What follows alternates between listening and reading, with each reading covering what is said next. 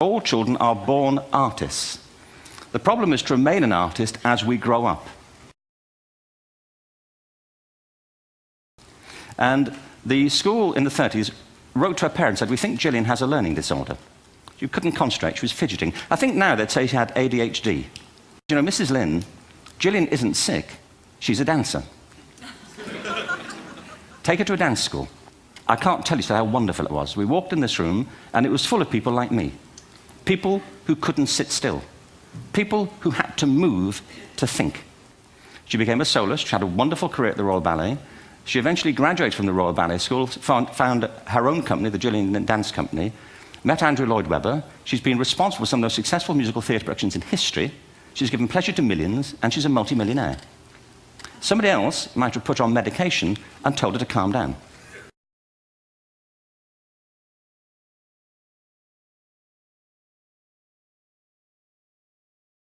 Because you don't think of Shakespeare being a child, do you? Shakespeare being 7. I never thought of it. I mean, he was 7 at some point. He was in somebody's English class, wasn't he? Do you understand? How annoying would that be? You know? Must try harder. Being sent to bed by his dad, to Shakespeare. Go to bed now, you know, to William Shakespeare, you know, and put the pencil down, you know, and stop speaking like that. You know, it's confusing everybody.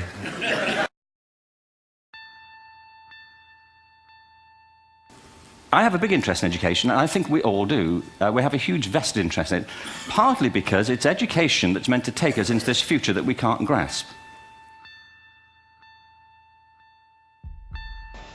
The problem is they're trying to meet the future by doing what they did in the past.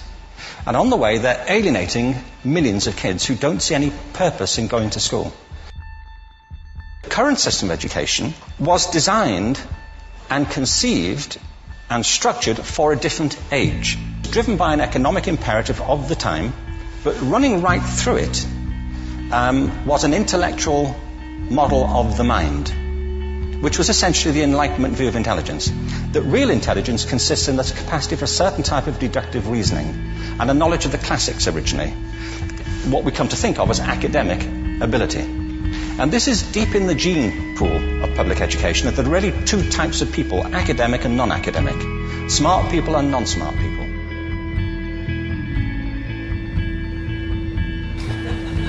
Our education system is predicated on the idea of academic ability. So the hierarchy is rooted on 2 ideas. Number 1, that the most useful subjects for work are at the top. And the second is academic ability, which has really come to dominate our view of intelligence because the universities designed the system in their image. So you were probably steered benignly away from things at school when you were a kid, things you liked, on the grounds you would never get a job doing that. And the consequence of that is that many brilliant people think they're not, because they've been judged against this particular view of the mind. And my contention is all kids have tremendous talents, and we squander them pretty ruthlessly.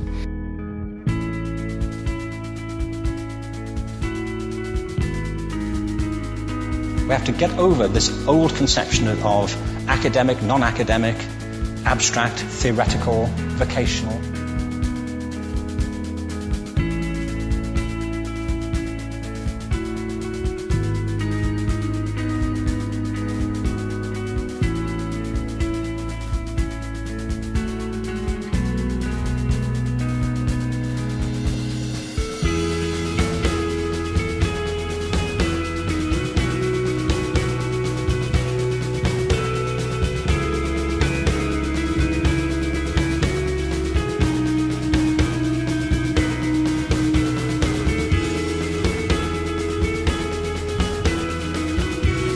So we have no idea what's going to happen in terms of the future.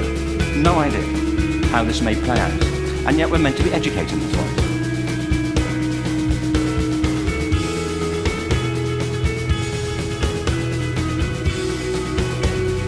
We need to radically rethink our view of intelligence. We've all agreed, nonetheless, on the really extraordinary capacities that children have. We should be waking them up to what they have inside of themselves, and seeing our children for the hope that they are. And our task is to educate their whole being so they can face this future. By the way, we may not see this future, but they will. And our job is to help them make something of it.